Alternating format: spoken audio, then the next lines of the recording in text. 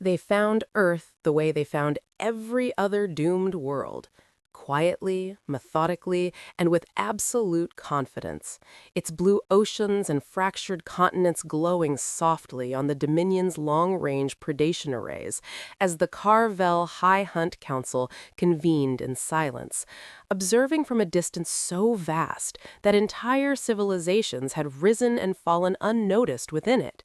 And to them, Earth was nothing more than another data cluster waiting to be reduced into instinct, pattern, and weakness. Because that was how the galaxy worked. Every world had an apex predator, every apex predator could be understood, and everything understood could be killed. The first scans confirmed what the Dominion expected, yet secretly hoped for. Violence saturated human history. Wars scarred the planet's surface like old bite marks, and their cities pulsed with restless energy, weapons constantly evolving, borders constantly contested. Humans killing humans with a frequency that fascinated the hunters, who had long ago learned that a species willing to tear itself apart always made the most dangerous, but also the most predictable prey. And as the data streams deepened, the Dominion's confidence solidified into certainty because the pattern was unmistakable. Humans hunted in groups, used tools to amplify weak bodies, relied on technology instead of instinct, and reacted emotionally to threats rather than calculating outcomes. The very definition of a young apex species still drunk on its own dominance. The council observed footage of human soldiers training, sweating, shouting, sharpening blades, and calibrating firearms, watched naval fleets cut through oceans with brute force propulsion, watched aircraft scream across skies in defiance of gravity, and each display reinforced the same comforting conclusion. Humans were loud predators, visible predators, predictable predators, apex only because nothing else on their world had learned how to organize violence as efficiently. And that efficiency had an upper limit, one the Dominion had surpassed before Earth's oceans cooled. There was mild debate, not over whether humanity was dangerous, but over how long it would take them to break, because every apex predator fought hardest at the moment it realized it was no longer at the top. And the Dominion relished that moment more than the kill itself, that sharp psychological snap when confidence collapsed into fear, when a hunter finally understood it had been hunted. Yet, as the council reviewed the deeper behavioral layers, something curious emerged. Not alarming, merely unusual. Humans documented their own failures obsessively, studying lost wars, extinct animals, failed strategies, with an intensity most species reserved for victories. But the Dominion dismissed it as intellectual vanity, a predator admiring its scars, nothing more. Orbital simulations ran millions of invasion outcomes, and in nearly all of them, humanity responded exactly as predicted. They scrambled surface fleets, launched missiles skyward, broadcast defiant speeches, consolidated power centers, fought bravely, and died quickly, the apex falling as apexes always did. And when the council voted unanimously to designate humans as Earth's primary apex predator, the classification was entered into the Dominion's great archive alongside thousands of others. Dominant hunter species, tool-based, emotion-driven, technology-dependent. A death sentence written in elegant certainty. Yet, unseen beneath the data streams and outside Dominion perception, was the first real twist, subtle enough to escape even their legendary analytical minds. Because while the hunters watched humanity's weapons, humanity had already learned something far older and far deadlier than conquest, something etched into every scar, every extinction event, every near collapse survived by the species. They had learned that apex predators never stay apex forever, and those that survive are not the strongest nor the fastest, but the ones that plan for the day something stronger arrives. The Dominion never noticed the gaps in human military footage, the systems never activated during wars, the technologies that appeared obsolete but were maintained anyway. Never questioned why a species so obsessed with documentation had vast sealed archives buried beneath oceans and mountains, labeled not as weapons programs, but as contingency doctrine. Because the hunters were too busy congratulating themselves on having found the predator at last, blind to the truth forming beneath their confidence like a pressure wave building in the deep, that humanity was never Earth's apex predator at all. It was Earth's adaptation mechanism, the intelligence that rose not to dominate the food chain, but to survive its collapse. And as the Dominion finalized invasion parameters and marked Earth for culling, their greatest mistake crystallized into doctrine. They believed they had identified the predator, when in reality, they had only identified the bait. And somewhere, deep within the planet's silent oceans and unlit caverns, systems designed not for war, but for inevitability, shifted from dormant to aware. Because the moment humanity had always prepared for, the arrival of a hunter that believed it understood them, had finally come. The Dominion's confidence did not come from arrogance alone, but from numbers, models, and a long, bloody history of being right. Because once humanity had been labeled the apex predator, the next step was automatic and almost ceremonial. Reduce the predator to its tools, and by doing so, reduce the predator itself. And so the Carvel analysts descended into humanity's technological footprint with predatory curiosity, dissecting satellite telemetry, military procurement records, intercepted communications, and centuries of archived warfare footage, watching humanity's obsession with visible power unfold across screens the size of continents, missile silos opening like exposed fangs, aircraft carriers prowling oceans like steel leviathans, fighter jets streaking through skies in defiant lines of fire, nuclear arsenals glowing in classified vaults as the ultimate threat display of a species convinced that louder meant stronger, faster meant smarter, and bigger meant safer. The analysts noted how every human response to danger was immediate and spectacular, how fear translated into mobilization, how escalation followed escalation until destruction satisfied emotion. And it reassured them deeply, because such behavior always meant the same thing. Humans equated survival with reaction, not preparation, and reaction was something the Dominion had been feeding on for millennia. Simulation after simulation confirmed it, stripping away human myth until only mechanics remained. Their naval doctrine locked to surface dominance, their air power bound to atmospheres, their space assets fragile and exposed, their communication networks centralized and noisy, glowing beacons in the dark that practically begged to be silenced. And when the Dominion ran predictive outcomes, the results were comforting in their monotony. Blind the satellites, fracture the power grids, disrupt the command chain, and humanity would thrash violently before collapsing inward, predators turning on one another once the illusion of control shattered, exactly as they always did. There was fascination in how humans fetishized progress, proudly parading each new weapon system, announcing advancements loudly to allies and enemies alike, as if secrecy itself were a weakness, as if broadcasting strength somehow made it permanent. And Dominion tacticians chuckled at the primitive psychology, because truly dangerous predators never advertised their claws. They hid them until the moment of necessity. But humans did not hide. Humans displayed, and the Dominion mistook performance for substance.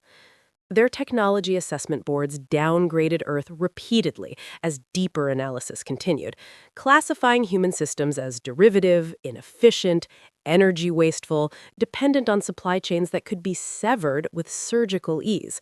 Noting with approval that even humanity's most advanced weapons relied on detectable principles: heat, radiation, electromagnetism. Nothing exotic, nothing unknowable, nothing that could not be countered by Dominion field dampeners and adaptive shields refined across countless campaigns. And when a junior analyst hesitantly flagged a pattern, vast funding allocations to projects that never appeared in deployment footage, black budget initiatives buried so deep they left almost no digital trace, it was dismissed politely and then quietly erased from final briefings, because anomalies existed in every civilization and rarely mattered once the apex predator was removed. What the Dominion did not understand was that they were not analyzing weapons, they were analyzing theater, the visible surface layer humanity allowed the galaxy, and itself, to believe was the whole, never questioning why a species so obsessed with redundancy would entrust its survival to systems so fragile, why their militaries trained relentlessly for wars they publicly claimed would never happen, why entire fleets were maintained despite being technologically obsolete, why their oceans, covering the majority of their planet, were treated in doctrine as logistical spaces rather than strategic domains. And that assumption settled comfortably into Dominion thinking like a warm current, reinforcing the narrative that humans were land-bound, sky-focused, blind beneath the waves, a predator that hunted where it could see and panicked where it could not. From orbit, Dominion observers watched human cities glow at night like exposed nerve clusters, pulsing with energy consumption and inefficient infrastructure, watched aircraft rise in chaotic response drills, watched navies maneuver in predictable patterns, and every observation whispered the same reassurance. Humanity's strength was external, visible, and therefore killable. And so the invasion doctrine crystallized around one elegant truth: destroy the tools, and the predator would starve. And the Dominion sharpened this belief into law, codifying Earth as a technology-leveraged apex, a species whose dominance was entirely dependent on artificial extension, and history taught that such species always collapsed the moment their extensions were severed. Yet beneath the Dominion's simulations and flawless projections, the second twist began to form, subtle and deeply unsettling. Because while the aliens mapped humanity's weapons, humanity had long ago mapped its own weaknesses with brutal honesty, had studied every collapse, every lost war, every moment when technology failed, and rather than correcting those vulnerabilities, had institutionalized them as bait, building doctrines that assumed satellites would fall, that communications would vanish, that skies would be denied and surfaces contested, planning not for victory through strength, but survival through denial. And the Dominion never noticed that human war games often began with total blindness, that entire command structures trained to operate without orders, without signals, without visibility, because those details were buried in internal doctrine, never displayed, never broadcast, never performed for an audience. Dominion analysts saw what humanity wanted them to see: carrier groups and missile tests and armored columns, and mistook exposure for honesty, never realizing that humanity had learned a lesson the hard way across centuries of blood and loss. If you show your enemy everything you value, they will aim for it, and if you let them believe it is all you have, they will never look for what you are hiding. By the time the Dominion finalized its technology suppression strategy, convinced that disabling human tools would render the species helpless, the irony was already complete. Because humanity had never planned to fight with those tools at all, not in the way the Dominion imagined. And deep beneath Earth's surface, in places no satellite ever lingered, no sensor ever probed, systems designed to function without light, without communication, without recognition, stirred patiently, awaiting the moment when the galaxy's most confident hunters would finally step into a battlefield they believed they had already solved, unaware that the weapons they feared were never the ones meant to be used, and that by focusing on humanity's technology, the Dominion had failed to notice the most dangerous truth of all. Humans had never trusted their tools to keep them alive. They had trusted their willingness to adapt when those tools were taken. The invasion did not begin with fire or declarations or the dramatic violence humanity expected from stories and simulations, because the Dominion had learned long ago that true predators never announce the kill. And so when Phase 1 was initiated, it unfolded with surgical quiet, invisible to the untrained eye, yet devastating in its precision, as cloaked vessels slipped into orbital positions chosen centuries in advance by predictive models and began the systematic blinding of Earth, one satellite at a time, not with explosions that would alert or inspire defiance, but with clean, elegant disruptions that severed optics, scrambled telemetry, and turned humanity's watchful eyes inward until the sky itself became untrustworthy. Across the planet, space went dark without warning. Star maps vanished, navigation systems hesitated, communication relays stuttered and then fell silent, and Dominion commanders observed with satisfaction as the first expected symptoms emerged: confusion, miscommunication, localized panic, as human control systems tried desperately to reroute signals through networks that were already being quietly folded into uselessness, because the Dominion understood something fundamental about technologically dependent predators. Take away their senses, and they will flail. And as Earth's orbital infrastructure collapsed into static and debris-less silence, the Dominion advanced the next layer of the hunt, slipping energy-dampening fields across key atmospheric corridors so that aircraft experience phantom failures, engines starving of function without visible damage, pilots forced to land or crash without ever seeing an enemy, and on the ground, power grids dimmed not in spectacular blackouts, but in rolling uncertainties, neighborhoods losing electricity in patterns too inconsistent to predict, making it impossible for human authorities to determine whether they faced sabotage, malfunction, or coincidence. And that ambiguity was intentional, because predators weakened fastest when certainty died before fear. Yet as Dominion analysts watched human response feeds, something subtle began to deviate from expected models, because rather than erupting into unified chaos, humanity fractured into pockets of strange calm, regions where lights went dark and stayed dark without protest, command centers that did not broadcast emergency signals, but instead shut down deliberately, military installations that powered down entirely as if accepting blindness rather than fighting it. And while Dominion doctrine marked these as delayed failures or shock responses, the data carried a faint anomaly that no one prioritized. Humans were not scrambling to restore visibility as quickly as predicted, and in some cases appeared to be abandoning it altogether. As Phase 1 deepened, Dominion strike assets descended into the upper atmosphere, not to attack population centers, but to sever the connective tissue of modern civilization. Undersea cables sliced with micron precision, data hubs silenced with localized field collapses, energy transfer nodes disrupted so cleanly that repair crews found no damage to fix, only absence, and the planet began to feel as if it were being gently smothered rather than assaulted, a technique the Dominion favored because it turned resistance inward, forcing prey to question itself before ever seeing the hunter. And in command chambers light years away, Dominion tacticians nodded in approval as Earth's information networks dissolved into isolated islands of awareness, believing they were watching the opening act of a familiar collapse.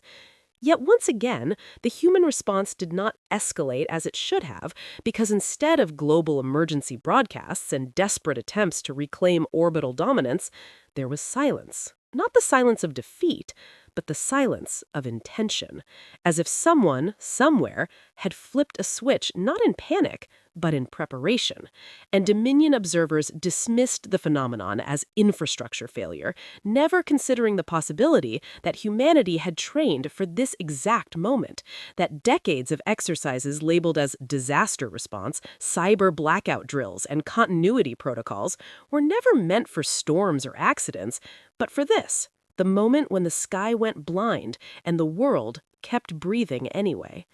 When Dominion infiltration units made planetfall in remote zones to confirm the effectiveness of the suppression, they found something unsettling. Human facilities already abandoned, equipment cold, personnel gone without signs of struggle. evacuation routes executed with discipline and timing that suggested foreknowledge rather than reaction. And while this raised mild concern among field commanders, it was overridden by strategic confidence, because predators always fled when their tools failed, and flight was a victory in itself.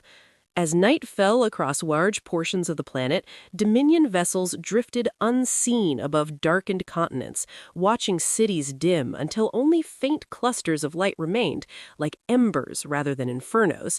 And in the oceans, human naval movements ceased almost entirely, surface fleets returning to port or anchoring in place as if awaiting instructions that never came, reinforcing the Dominion's belief that humanity's strength had indeed been severed, that without satellites and networks, they were blind and leaderless, and that Phase 1 had achieved its purpose.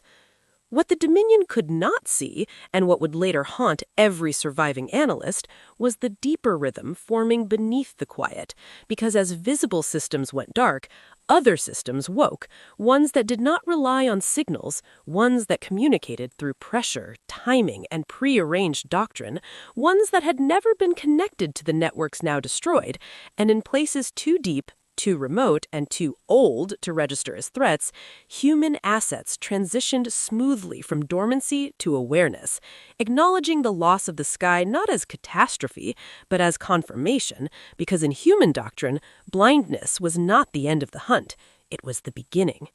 When Dominion Command finally authorized Phase 2, convinced Earth had been softened, confused, and isolated, the galaxy's greatest hunters believed they were stepping into the decisive moment of the kill, never realizing that from the moment the first satellite went dark, humanity had stopped reacting and started executing a plan written generations ago, one that required silence, patience, and the absolute confidence that when the hunters finally revealed themselves, they would find a world that had already learned how to fight without seeing them at all. Phase 2 began exactly as Dominion doctrine dictated, with controlled revelation meant to shatter what little resolve remained in the prey, as the cloaking fields over key orbital platforms disengaged in carefully staged sequences, and massive hunter vessels bled into visibility above Earth's atmosphere, like impossible silhouettes carved out of the stars, their hulls vast and angular and unmistakably alive with intent, because predators understood the power of being seen at the right moment, and Dominion commanders expected panic broadcasts, mass civilian upheaval, desperate military mobilization as humanity finally looked up and understood the truth of its insignificance. Instead, what rose from the planet was silence, not the static-filled chaos of fear, but an absence so complete it unsettled even seasoned huntmasters, because the cities beneath the revealed fleets did not erupt into disorder. There were no missile launches, no frantic communications, no visible attempt to reassert control of the skies, and as Dominion observers waited for the inevitable wave of reaction, it never came, forcing analysts to recheck feeds and confirm that the revelation had indeed been successful, that humanity could see them, that the prey knew the predator had arrived. The first sign that something was wrong came not from human aggression, but from human stillness, because across multiple continents, urban lighting patterns shifted in deliberate geometries, entire districts darkening in synchronized intervals, while others flared briefly and then vanished, a behavior too organized to be panic and too restrained to be surrender. And as Dominion strike commanders prepared precision demonstrations, localized atmospheric detonations meant to provoke submission, their forward sensors began reporting inconsistencies, gravitational ripples too subtle to be weapons, yet too coordinated to be natural, emerging from beneath mountain ranges, from subduction zones, from abyssal plains where nothing of strategic value should have existed. Authorization was given to investigate, and hunter drones descended through cloud layers and ocean depths, expecting to find hidden launch facilities or primitive bunkers. But what they encountered instead defied every predatory model the Dominion possessed, because the structures embedded in Earth were not weapons platforms in the conventional sense, not bases bristling with armaments or energy signatures, but vast, dormant systems of containment, pressure regulation, and kinetic redirection, machines built not to strike outward, but to endure inward, designed around resilience rather than offense. And the deeper the drones traveled, the clearer the pattern became. Humanity had buried its true strength where predators never looked, in places too hostile, too inefficient, too quiet to matter to conquerors who believed dominance always lived at the surface. Dominion intelligence flagged the discovery as an anomaly, yet Command dismissed its significance, reasoning that endurance structures without visible offensive capability posed no immediate threat. Another miscalculation rooted in the belief that prey only survived by resisting directly, never considering that survival itself could be weaponized.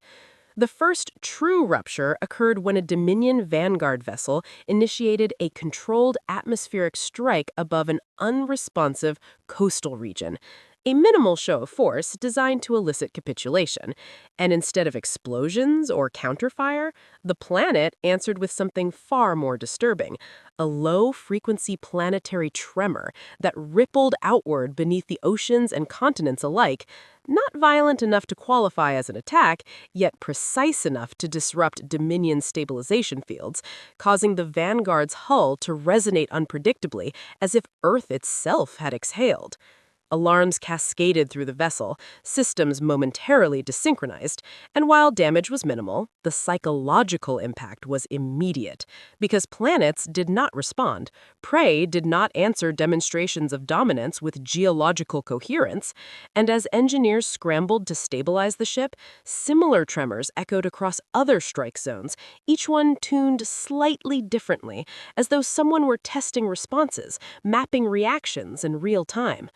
Dominion commanders issued orders to escalate, deploying atmospheric suppression grids to pin the planet into submission. But those grids encountered resistance not from weapons, but from environmental manipulation. Air currents bending unnaturally, pressure systems destabilizing in localized bubbles that swallowed energy dispersal fields and bled them harmlessly into the upper atmosphere. And for the first time since the Dominion's rise, hunters found themselves fighting a world rather than a species. Still believing the humans themselves remained passive and afraid, Dominion Command authorized ground engagements, confident that direct contact would restore familiar patterns of dominance, and elite hunter cadres descended into regions flagged as command centers, only to find them empty. Booby-trapped not with explosives, but with absence. Corridors designed to collapse into sealed voids, cities engineered to become mazes of controlled isolation, funneling invaders into dead zones where navigation failed and orientation dissolved. And in those silent spaces, Dominion soldiers began to experience something wholly unfamiliar. Not attack, not ambush, but delay. Drawn-out stretches of nothing, punctuated by subtle environmental shifts that drained energy, frayed focus, and eroded the psychological edge hunters depended upon. It was during these ground operations that the first Dominion unit vanished entirely, not destroyed, not captured, simply gone, their biometrics terminating simultaneously without trauma indicators, leaving behind armor and weapons arranged with almost ritual precision, as if placed rather than dropped. And when command demanded explanations, none fit the data, because there were no signs of combat, no heat spikes, no kinetic residue, only the quiet implication that the environment itself had participated in the kill. Whispers began to circulate through Dominion ranks, not openly because predators did not admit doubt, but through subtle hesitations in command execution and micro delays in response times, as the realization crept in that humanity was not defending itself in any recognizable way, that the prey was not fighting the hunters, but shaping the battlefield into something fundamentally hostile to predation itself. When a Dominion huntmaster finally ordered a full-spectrum planetary strike to force resolution, the response came at last. Not from orbit, not from the surface, but from everywhere at once as dormant systems synchronized across the planet and Earth's magnetic field pulsed in controlled surges that tore through Dominion targeting matrices, temporarily rendering orbital weapons blind. And in that brief window of enforced vulnerability, humanity spoke the first time. Not with broadcasts or threats, but with action. As deep beneath the oceans and continents, ancient mechanisms completed their activation cycles, locking the planet into a state of controlled resistance that transformed Earth from a target into a trap. As Dominion Command struggled to regain coherence, one truth became unavoidable, spreading through their ranks like a predator's nightmare. This world had never been unprepared, never been helpless, and the silence they mistook for fear was discipline. The darkness they believed signaled collapse was camouflage, and the humans they thought were hiding had in fact stepped aside, allowing the hunters to advance just far enough to realize too late that the apex predator they sought to confront was not standing in front of them, but had become the terrain itself. The shift did not announce itself with a single catastrophic event, because humanity understood that predators only adapt when threatened directly, and so the counterhunt unfolded as something far more terrifying: patterned restraint, beginning with Dominion forces across Earth experiencing failures that were too selective to be accidents and too gentle to be sabotage, weapon systems cycling offline one component at a time, life support algorithms introducing imperceptible delays, targeting solutions degrading by fractions of a second that compounded under stress, each flaw insignificant in isolation, yet collectively devastating. And as Dominion engineers scrambled to diagnose these anomalies, they found no invasive code, no energy signatures, no foreign constructs, only their own systems behaving exactly as designed, yet slightly misaligned with reality, as though the environment itself had learned their logic and was quietly exploiting it.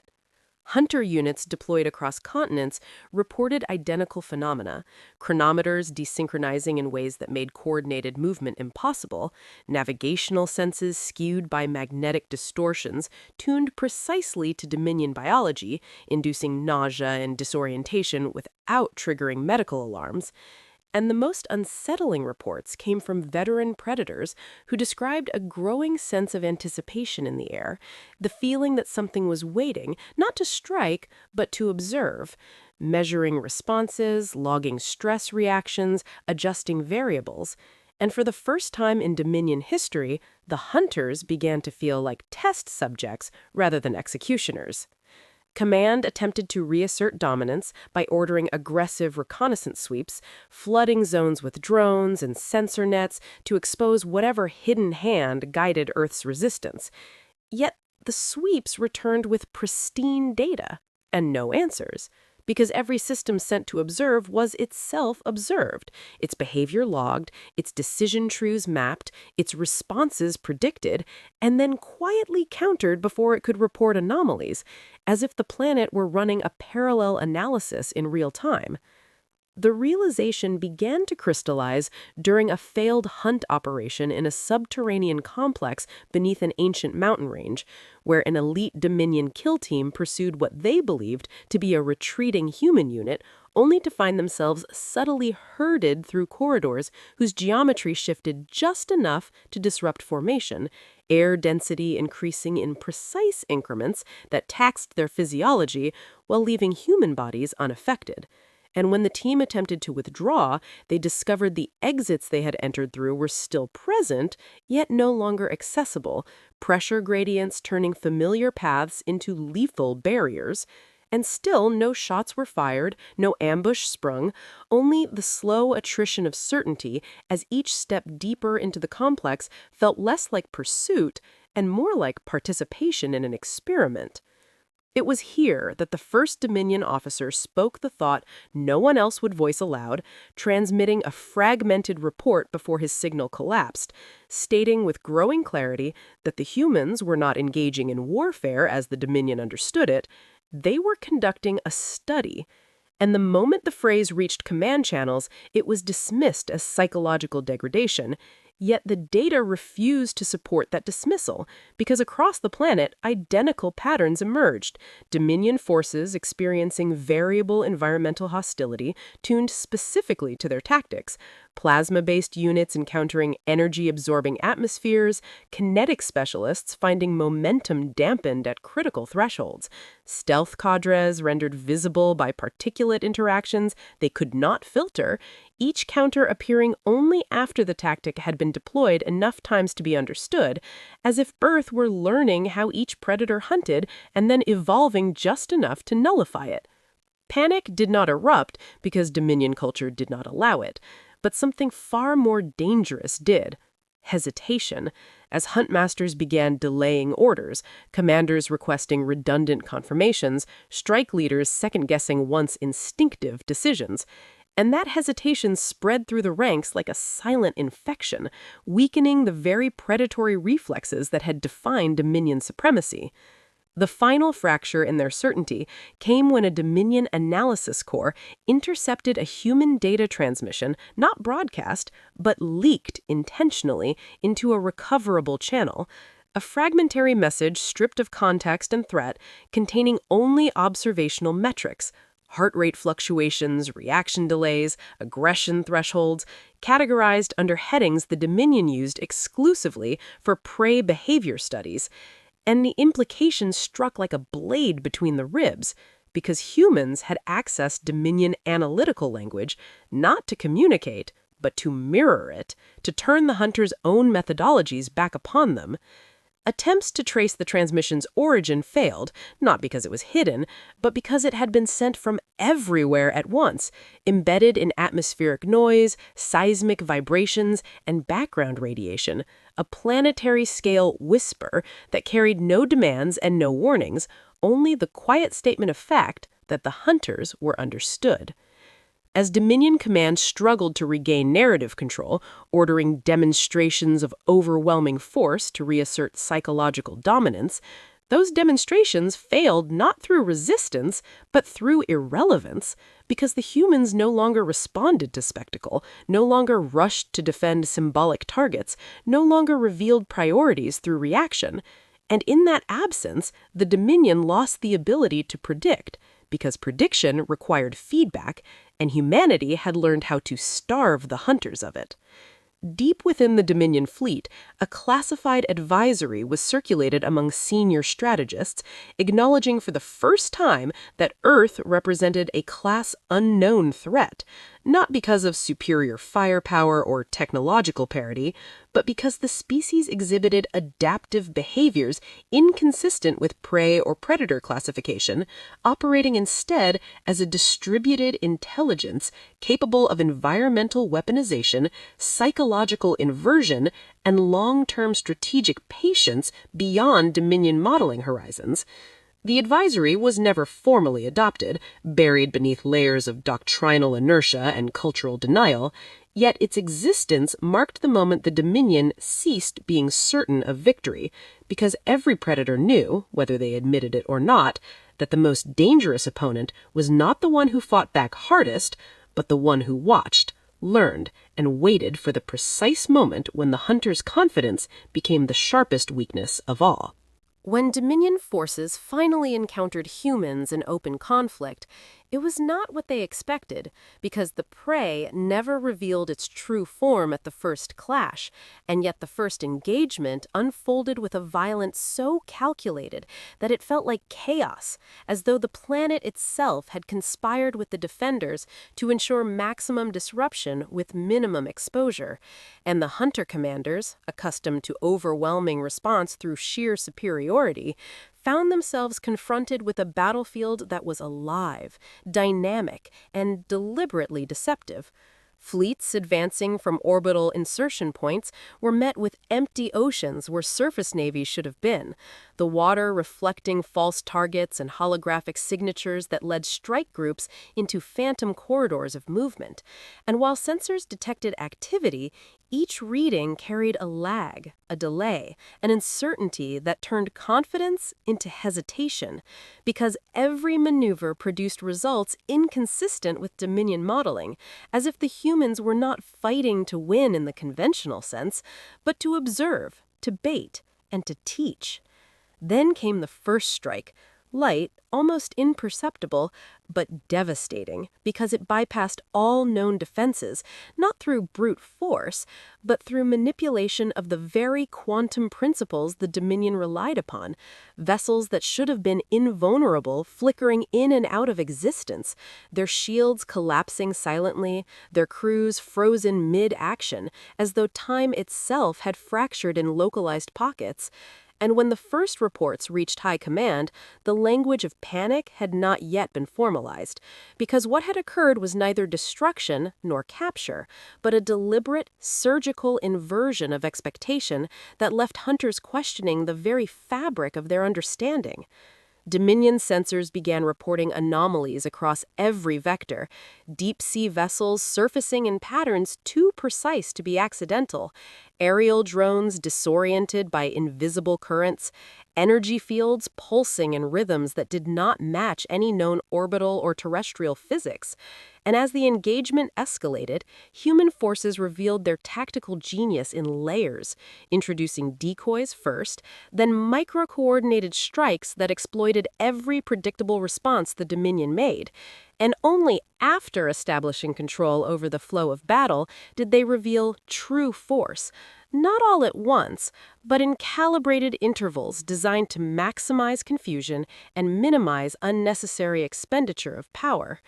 Throughout the first hours of the confrontation, Dominion commanders noticed a disturbing pattern. Every time they attempted to strike, systems they considered secure were subtly undermined, not with damage, but with manipulation. Quantum frequencies shifted, energy fields redirected, communication nodes compromised without any trace of hacking, and hunters found themselves reacting to failures they could neither predict nor attribute. And for the first time, they realized that the prey's weapons were not simply offensive, they were educational, teaching the humans exactly how the Dominion approached warfare, and doing so at a pace so refined that even the sharpest analysts could not keep up. The psychological impact was immediate, because hunters, trained to rely on instinct honed over countless campaigns, began doubting their perceptions, hesitating to order maneuvers, overanalyzing the simplest decisions, and as humans continued to dictate the tempo of battle, what should have been a decisive initial strike became a prolonged test, an intricate chess game in which the Dominion thought it moved first, but each move had been anticipated and subtly manipulated to reveal nothing and extract maximum intelligence. Beneath the waves, the first true demonstration of human engineering emerged. Massive, sleek submarines, hulls coated with adaptive materials that reflected and bent detection fields, propulsion systems silent yet precise, weapon arrays invisible until deployed, capable of operating with near total autonomy and coordinated through protocols the Dominion could not intercept. And as these vessels maneuvered into position, the hunters realized they were not fighting human crews in the traditional sense. They were confronting an entire species integrated with the environment, using it as weapon, shield, and communication medium simultaneously.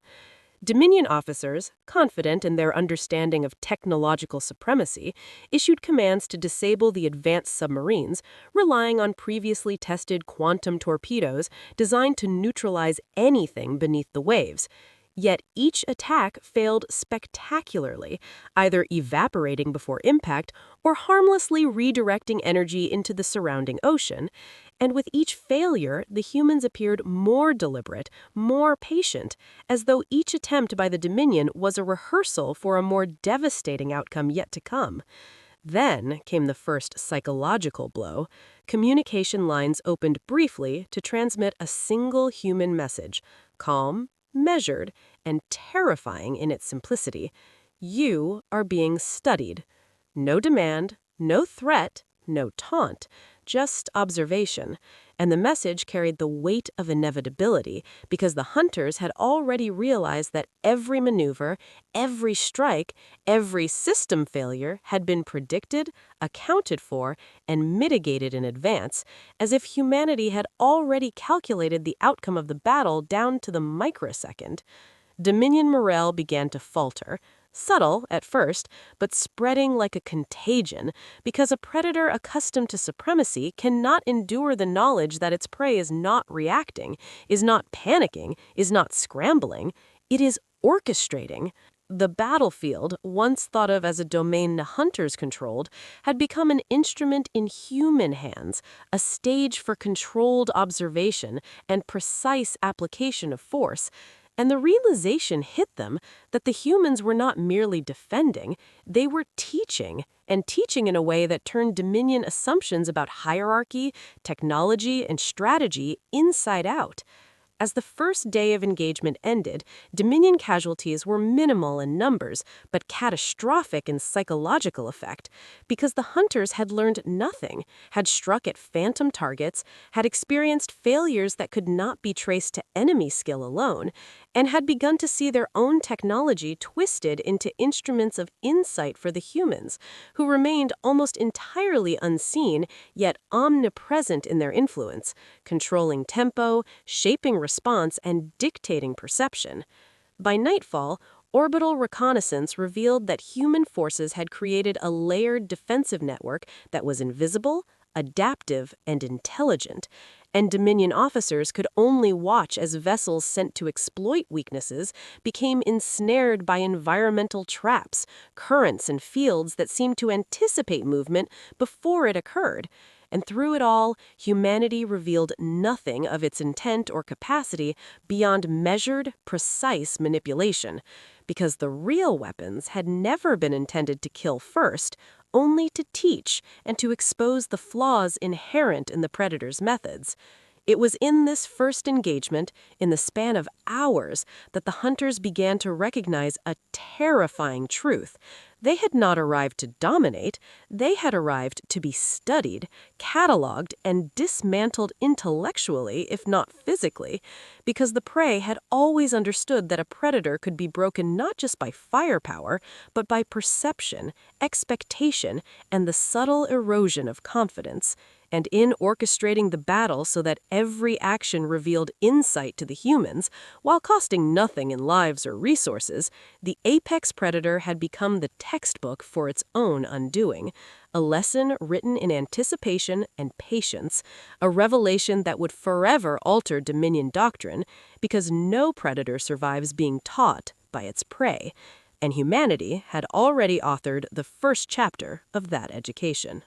By the second day of engagement, Dominion Command realized the battle they thought they controlled had shifted irrevocably, and the subtle unease that had begun to creep through their ranks now metastasized into full-blown dread, because the humans had stopped reacting and had begun acting, not defensively, but offensively, and every move carried the weight of decades of preparation, technological innovation, and an almost preternatural understanding of predator psychology, as if the planet itself were alive with the intent of its stewards, guiding vessels, currents, and fields in ways that defied calculation.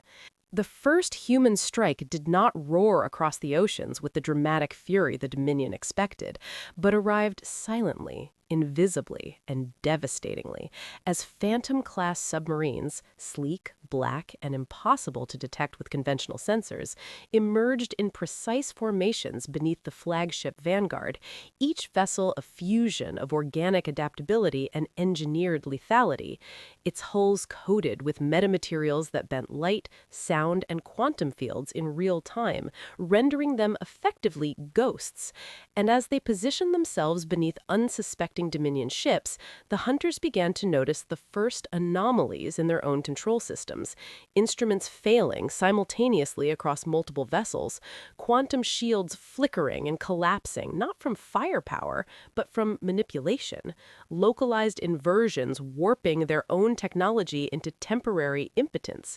Dominion commanders attempted to react, flooding the sectors with response units, deploying every tactical stratagem in their arsenal, yet each maneuver played directly into human design, as though the prey had anticipated every conceivable counter, pre-calibrating the battlefield to exploit the hunter's reliance on instincts honed over countless conquests.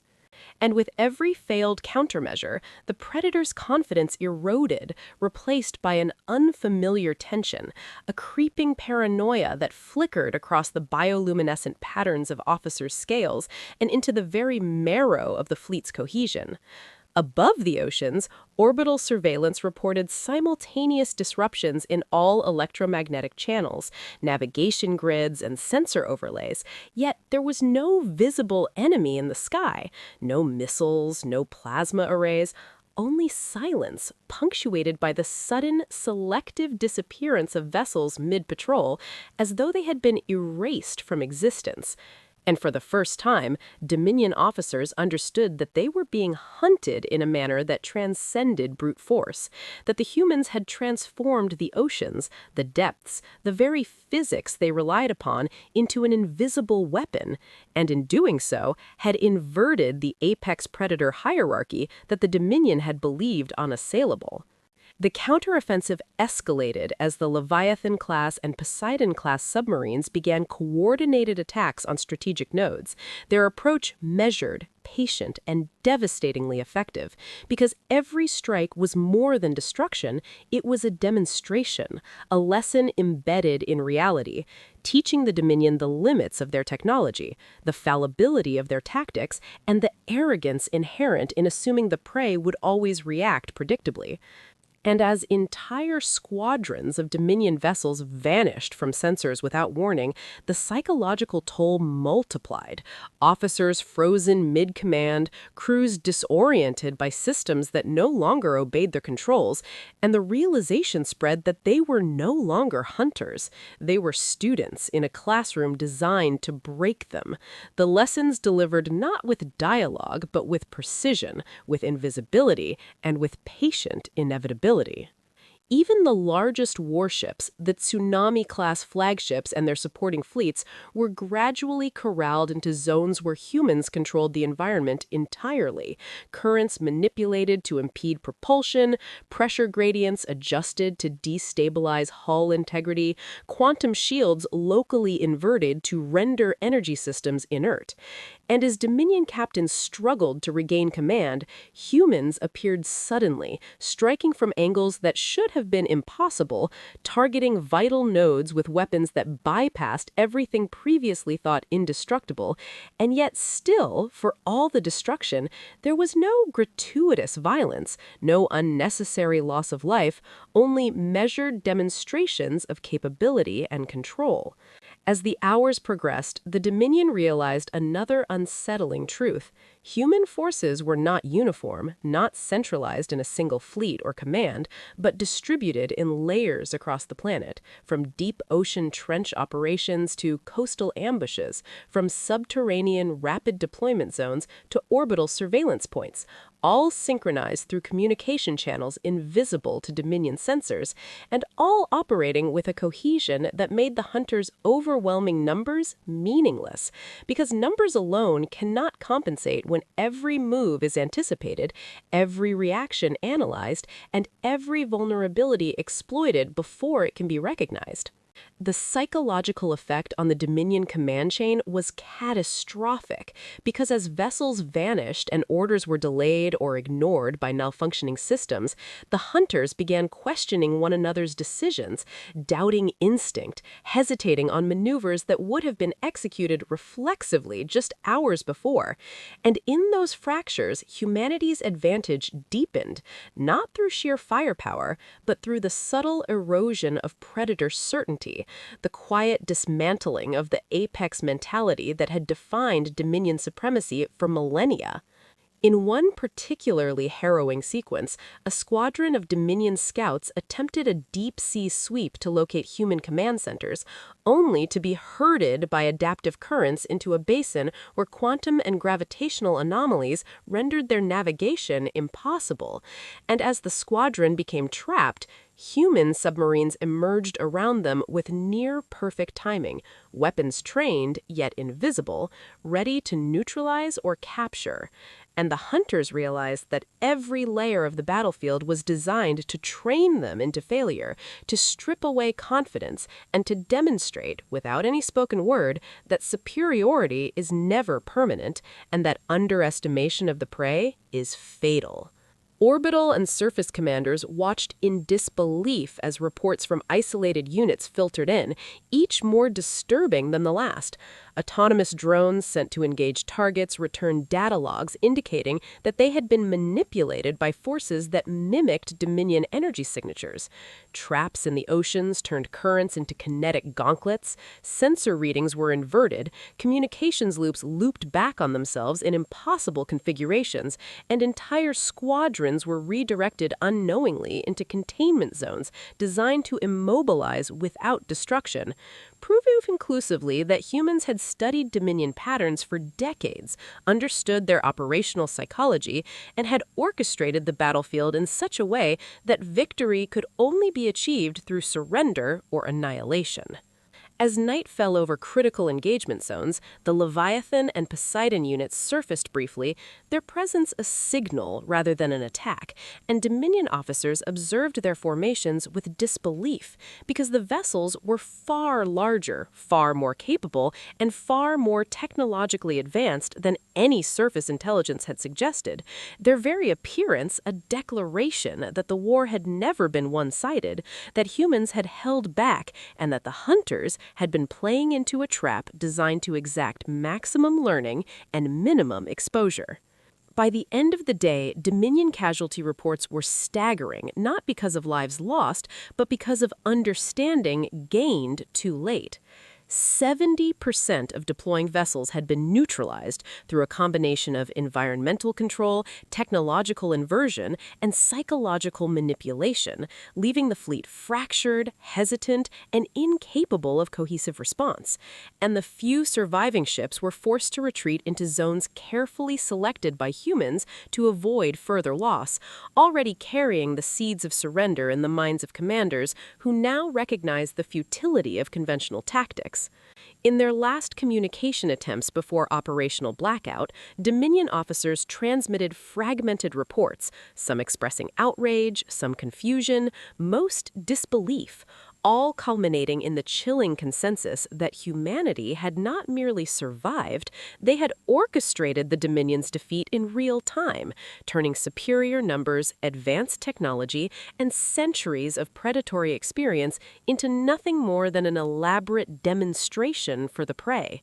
And as the final wave of human forces submerged back into invisible depth, leaving the Dominion fleet disoriented, scattered, and broken, the apex predators were forced to confront the impossible truth. They had not conquered a primitive world. They had been taught a lesson in patience, strategy, and ingenuity by a species that had mastered invisibility, anticipation, and the art of war in ways the Dominion had never imagined.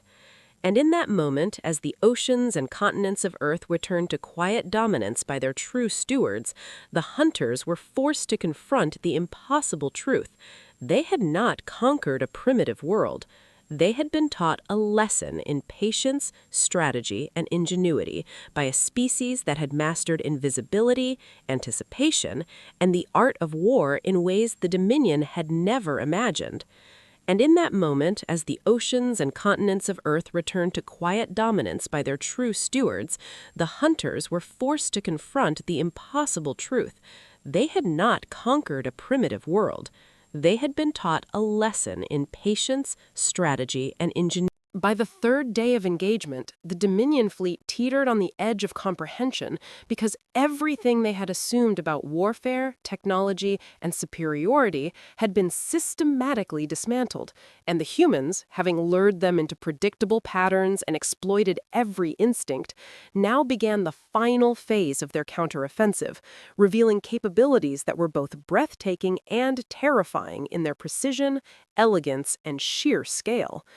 Across the oceans, Leviathan-class submarines moved with almost sentient coordination, their massive hulls glinting with adaptive metamaterials that bent light, refracted sonar, and rendered them effectively invisible until a strike was imminent, while Poseidon-class units deployed smaller phantom drones that darted through water like living shadows, each carrying quantum-based disruption fields capable of neutralizing shields, scrambling targeting systems, and incapacitating propulsion units.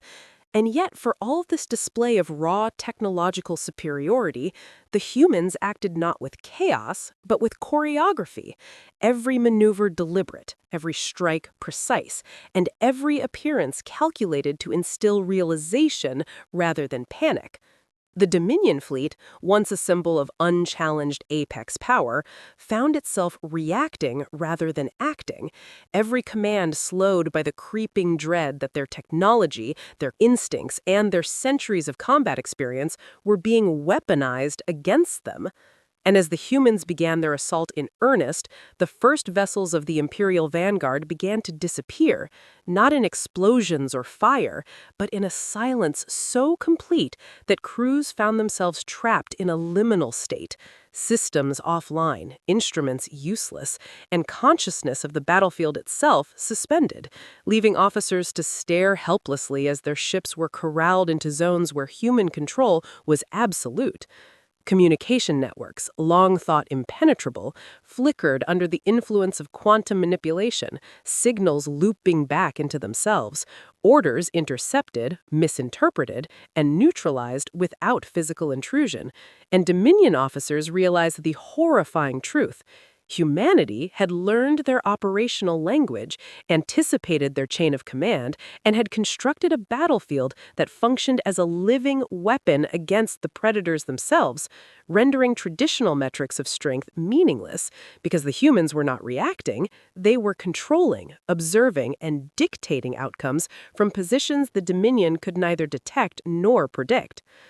Surface skirmishes, once the measure of planetary defense, were revealed to be decoys, carefully orchestrated to lure Dominion forces into zones where subsurface units could engage with maximum efficiency. And as Leviathans and Poseidons struck in perfect unison, targeting critical nodes on warships, the Dominion began to witness the absolute futility of conventional assault. Shields that had once been invulnerable blinked and failed in patterns that mirrored the hunter's own attack strategies. Weapon systems overloaded or shut down preemptively, and propulsion units locked precisely when maneuver was most critical. And still, not a single human casualty occurred in these engagements, because each strike was calculated to neutralize, not destroy, to demonstrate dominance without excess, to teach without cruelty, a lesson in the terrifying balance of mercy and inevitability.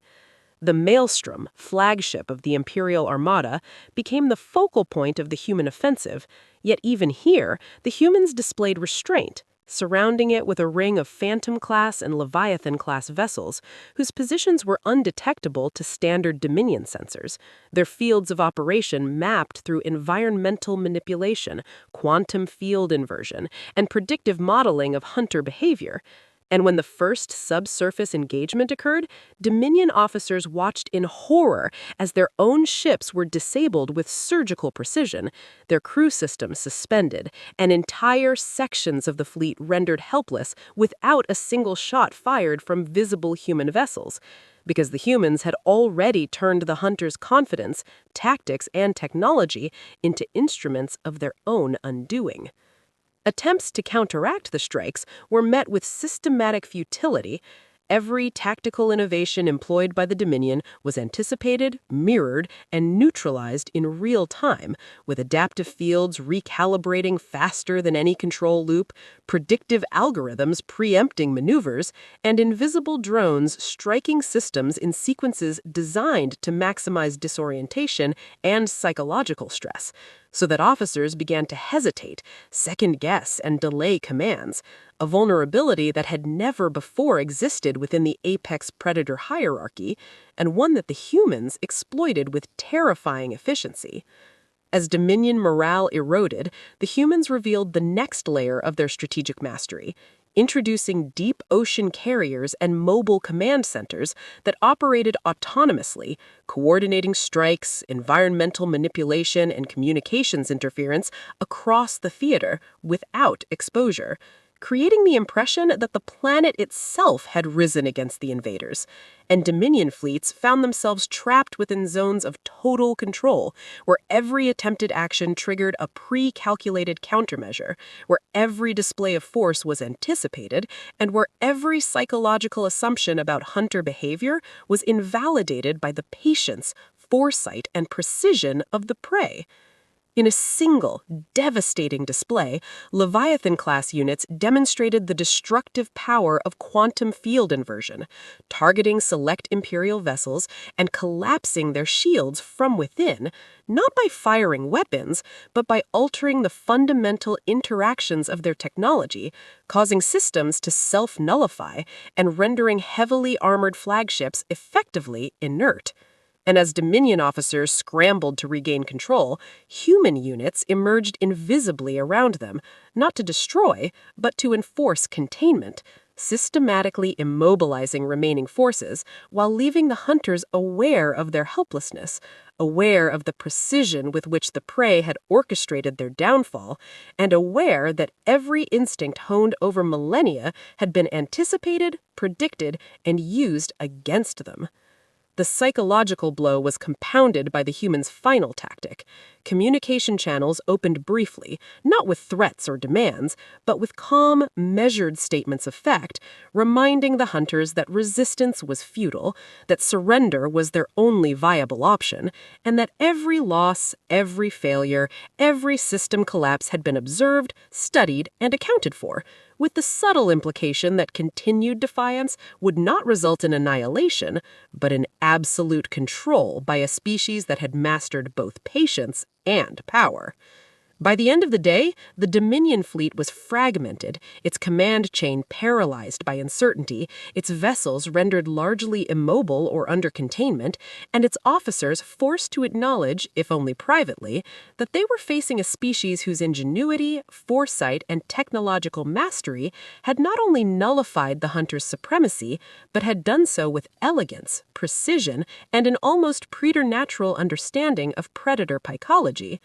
The maelstrom, once the symbol of imperial dominance, now sat at the center of a human-controlled perimeter, its crew unable to operate systems, its weaponry neutralized, and its officers watching as the invisible hand of humanity orchestrated the final phase of containment, not with needless destruction, but with the quiet, terrifying efficiency of a predator who had learned the ways of the hunter and turned them into a tool for teaching, control, and ultimate victory.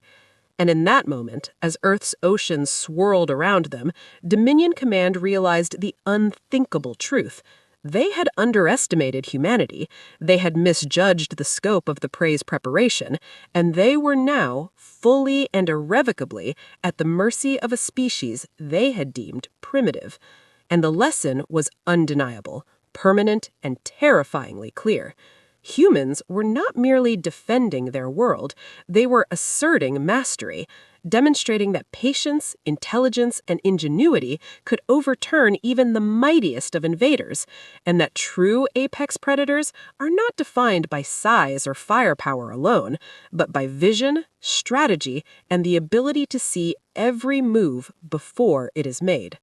As the fourth day dawned over the oceans of Earth, the Dominion fleet hovered on the brink of absolute collapse. A once proud armada reduced to fractured squadrons, struggling to maintain cohesion against a prey whose mastery of the battlefield had proven beyond comprehension. And for the first time in millennia, commanders faced the terrifying reality that superiority in numbers, firepower, or conventional tactics was meaningless when the enemy controlled not only the battlefield, but the very perception of the hunters themselves. The Leviathan-class and Poseidon-class units moved with surgical precision, striking with invisible weapons and adaptive quantum fields that rendered entire squadrons inert without a single explosion, while Phantom-class drones darted like shadows through water, disabling sensors, scrambling communications, and incapacitating propulsion in perfect synchronization. And with every passing hour, Dominion officers realized that their once reliable instruments, their cherished quantum shields, and their command protocols were being rewritten in real time by forces they could neither detect nor counter, leaving them trapped in a nightmare of their own making, where every instinct misled and every prediction failed. From the Maelstrom's bridge, Admiral Nixstar watched the unfolding chaos with a mixture of disbelief and fury, her scales dulled to a lifeless gray, bioluminescence extinguished by the shock of understanding that the humans were not just defending, they were executing a masterclass in warfare, patience, and strategic dominance, a display so complete that it seemed almost artistic in its execution, as if every movement of the oceans, every quantum ripple, every silent drone and invisible strike had been choreographed to instill in the hunters the profound humility of being outmatched.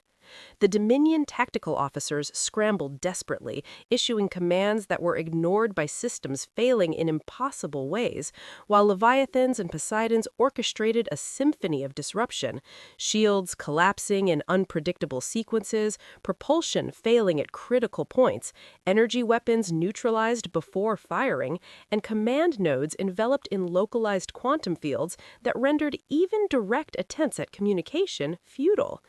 And as each failure compounded, the psychological strain multiplied, the arrogance and confidence of millennia crumbling under the steady, deliberate pressure of a prey that had anticipated every thought, every maneuver, every overreach, and had prepared countermeasures decades, even centuries in advance.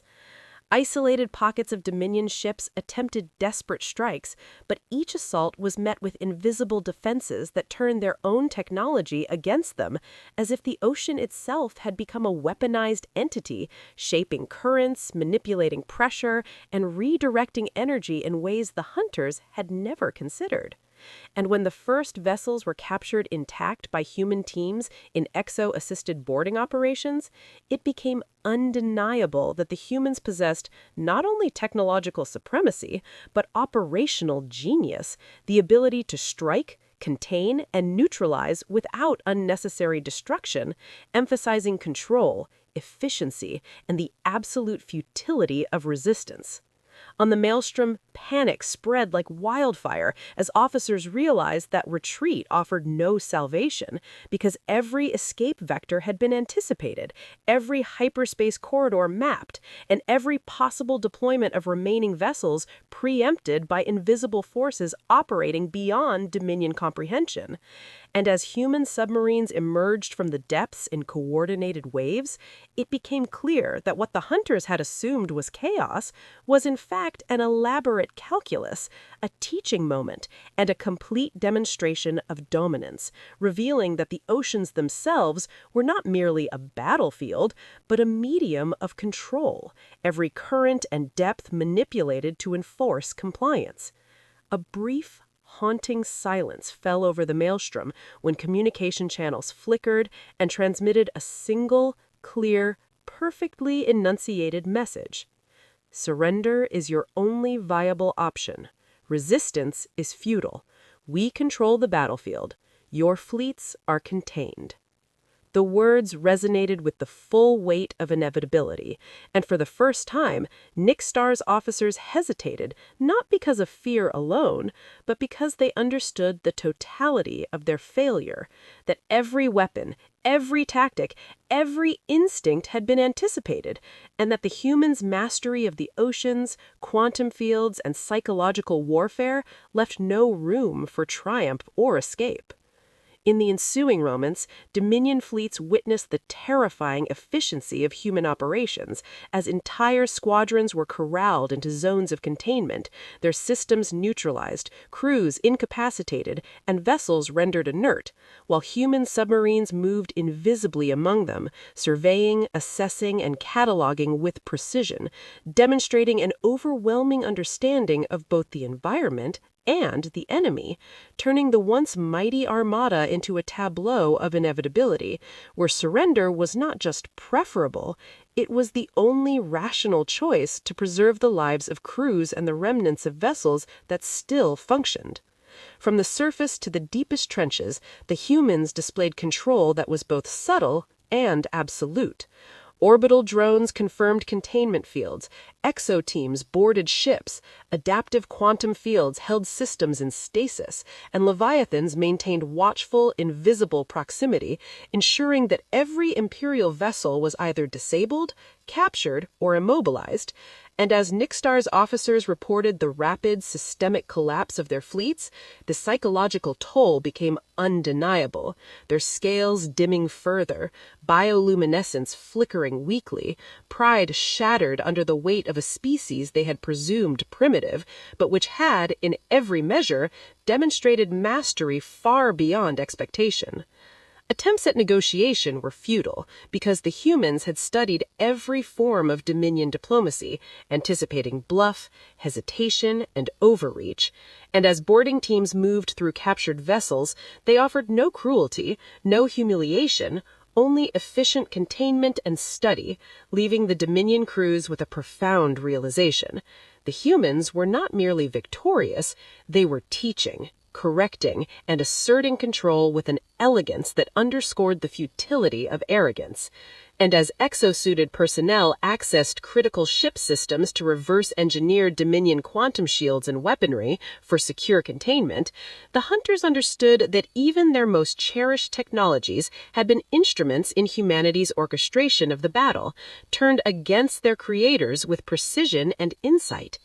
The final turning point came as Leviathan and Poseidon units formed an unbroken perimeter around the Maelstrom, their presence undeniable yet almost ghostly, and Nixtar, fully aware that every remaining ship under her command was neutralized or in imminent danger of capture, stood on the bridge, her third eye flickering weakly, bioluminescence extinguished, and with a voice that still carried the remnants of imperial authority, formally declared surrender, acknowledging both the technological and psychological supremacy of the humans, the futility of continued resistance, and the inevitability of their defeat. In the silence that followed, humans boarded the Maelstrom, establishing secure containment protocols, preserving lives, and turning captured Imperial vessels into assets, a masterclass in both mercy and dominance, as the oceans themselves seemed to pulse with a new order, one that declared unequivocally that Earth, its oceans, and its stewards were beyond the reach of any invader.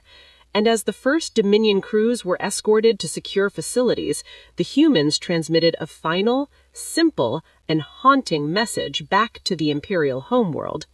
Your fleets have been studied, dismantled, and neutralized. The oceans are off limits. Let this stand as a warning. Humanity defends what is ours, and those who underestimate us will learn that supremacy is never permanent. In that moment, as the oceans calmed and the horizon caught the first light of a new day, Dominion officers understood fully and irrevocably that they had not merely lost a battle, they had been outthought, outmaneuvered, and outclassed by a species they presumed weak, a species whose patience, foresight, and mastery of both environment and technology had rewritten the rules of interstellar warfare, proving that true apex predators are defined not by arrogance or numbers, but by vision, strategy, and the willingness to prepare for a confrontation that others cannot even imagine. In the aftermath of the battle, the oceans of Earth fell into a tense, almost reverent calm, as if the waters themselves acknowledged that their dominion had been defended not by luck, but by the patient, precise, and overwhelming mastery of humanity. And from the depths to the surface, every ripple seemed to carry the echoes of a victory that was more than military. It was existential, a demonstration of ingenuity, foresight, and the indomitable will of a species that had refused to be underestimated. Leviathan-class and Poseidon-class submarines now patrolled the oceans with quiet authority, their presence a constant reminder to any who would dare challenge the planet's stewardship, while Phantom-class drones flitted through the abyss like shadows of judgment, surveying, analyzing, and enforcing control with a precision that was almost surgical. And yet, despite the complete neutralization of the Dominion Armada, there was no unnecessary destruction, no cruelty in the execution, only the assertion of order, mastery, and a subtle, undeniable lesson in humility to any who might one day underestimate humanity again. Captured Dominion vessels were carefully cataloged, their technology examined, studied, and adapted as human engineers worked methodically to reverse engineer the most effective systems, while crews were contained securely, treated with respect, and interrogated for knowledge without violating their dignity, a testament to the human strategic sophistication, showing that dominance could coexist with ethics and that the apex predator could be measured not only by power, but by restraint and intelligence. On the Maelstrom, once a symbol of Dominion superiority, humans now moved confidently through the bridge, inspecting systems, stabilizing controls, and establishing the foundations for repurposing the vessel, while Admiral Nixstar, stripped of her luminescent pride, was guided calmly to a containment suite. Her every gesture and scale a reminder that the overconfidence of an apex predator could be its undoing, and that underestimating a species whose potential lay hidden beneath layers of patience, strategy, and centuries of preparation was a fatal mistake. Across the oceans, strategic points previously held by Dominion forces were remapped and fortified under human control, with submersible construction units deploying adaptive bases that melded seamlessly with the environment, incorporating technologies salvaged from the enemy and enhanced through human innovation, creating a network of command, observation, and defense that rendered Earth's oceans not merely secure, but unassailable, while simultaneously serving as laboratories for studying advanced alien systems, turning the very instruments of invasion into tools for understanding, improvement, and long-term preparedness. From orbital observation to deep ocean monitoring, humanity established a multi-layered surveillance and response grid, ensuring that any future attempts at aggression would be detected, assessed, and neutralized before a single vessel could breach sovereign waters. And while the Dominion fleet's remnants were being escorted to secure locations for containment, the humans demonstrated the full spectrum of their capabilities, from stealth operations to direct intervention, from precision quantum field manipulation to adaptive environmental control, all executed with a calm authority that belied the massive scale of their operations, turning a previously chaotic battlefield into a testament of calculated dominance.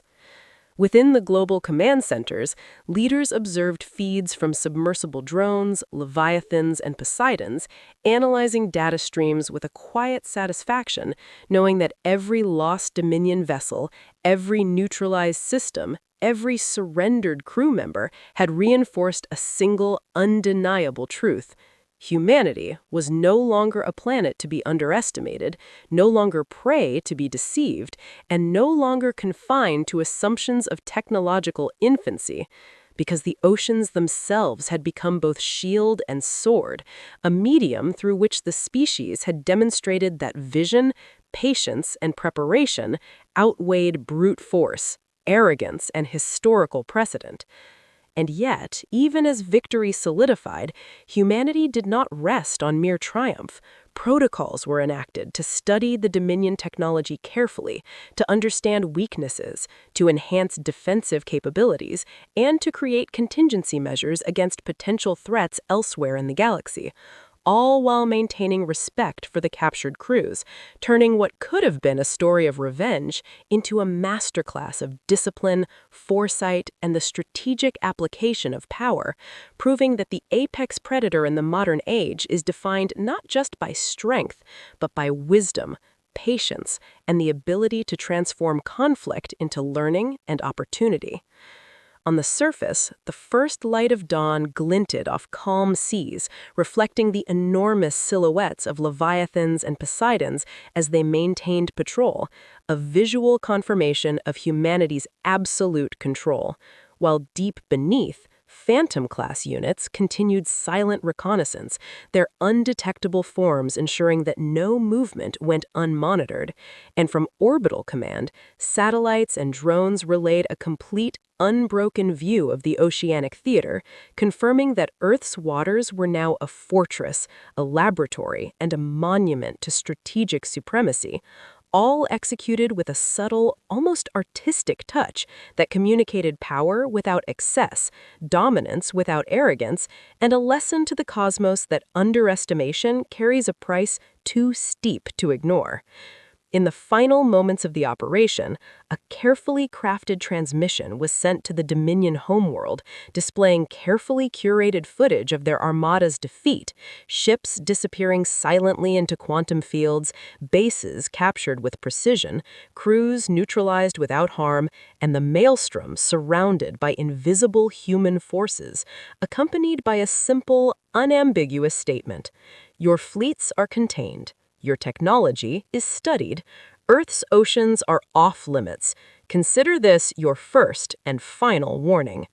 The message, calm yet uncompromising, was a masterstroke of both psychological and strategic warfare, ensuring that any future aggressor would know the futility of attempting invasion, and that the legacy of humanity's victory would extend far beyond the immediate battle. And as Admiral Nash, Winters, and the command team surveyed the operational theater, their attention was not on celebration, but on refinement, improvement, and preparation, knowing that true dominance is not declared in a single battle, but maintained through vigilance, innovation, and unrelenting readiness, while the oceans, calm and expansive, reflected the new reality that Earth, its waters, and its stewards were not merely defended, they were untouchable, and the silent, invisible hand of humanity now controlled depths that long had been assumed to belong to no one.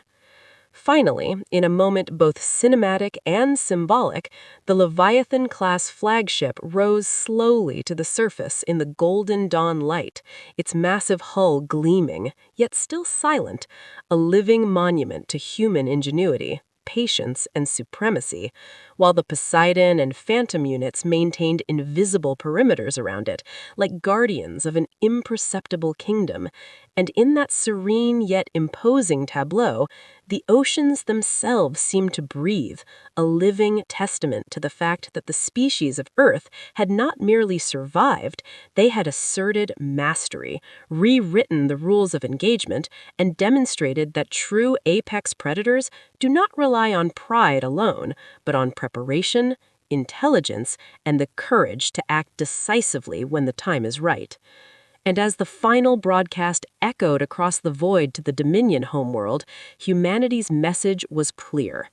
The oceans have guardians, the planet has defenders, and any who dare underestimate us will learn, inevitably and completely, that victories are written not in destruction, but in strategy, patience, and the art of controlled supremacy. A lesson now carved in the depths, reflected on the waves, and etched into the annals of interstellar history.